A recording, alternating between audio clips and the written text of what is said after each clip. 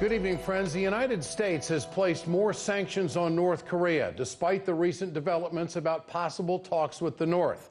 The United States has officially determined the order to assassinate the brother of Kim Jong-un came from Pyongyang. Manila Chen has been following the story tonight and brings us more on this. And it's interesting how the United States has come to this conclusion.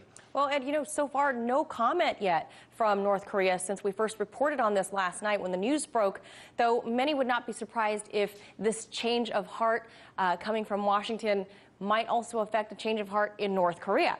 Now, this, as State Department spokesperson Heather Nauert publicly confirmed that they found the bizarre, mysterious death of Kim Jong-nam at a Kuala Lumpur airport to be an assassination by his own half-brother, North Korean leader Kim Jong-un, stating, quote, "The government of North Korea used the chemical warfare agent VX to assassinate Kim Jong-nam.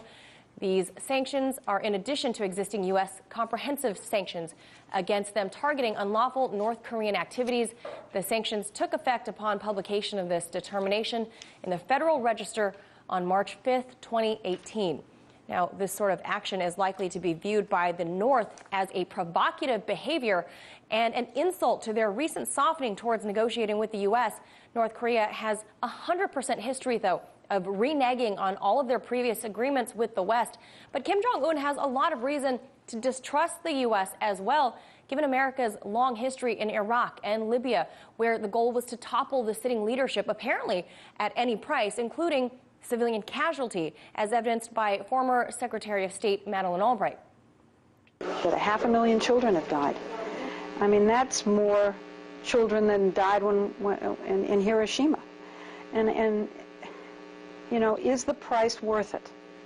I think this is a very hard choice, but we think the price is worth it.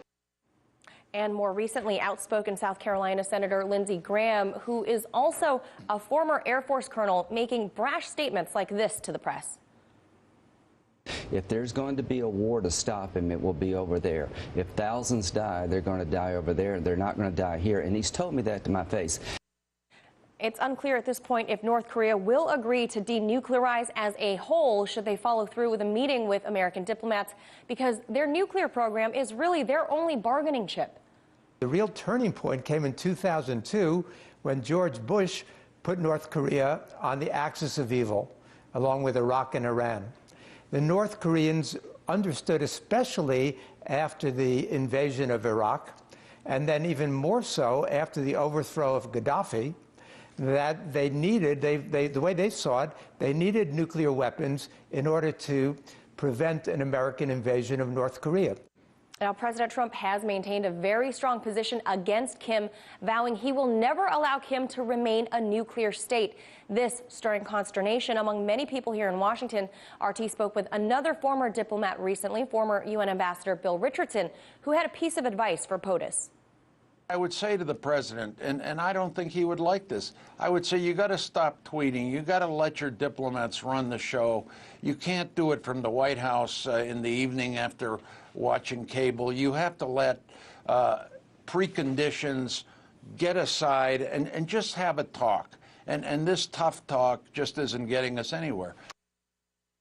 So, and while President Trump was elected to protect America and America's best interests, we have to pull back here and look at the other side of this, being put in the shoes of North Koreans.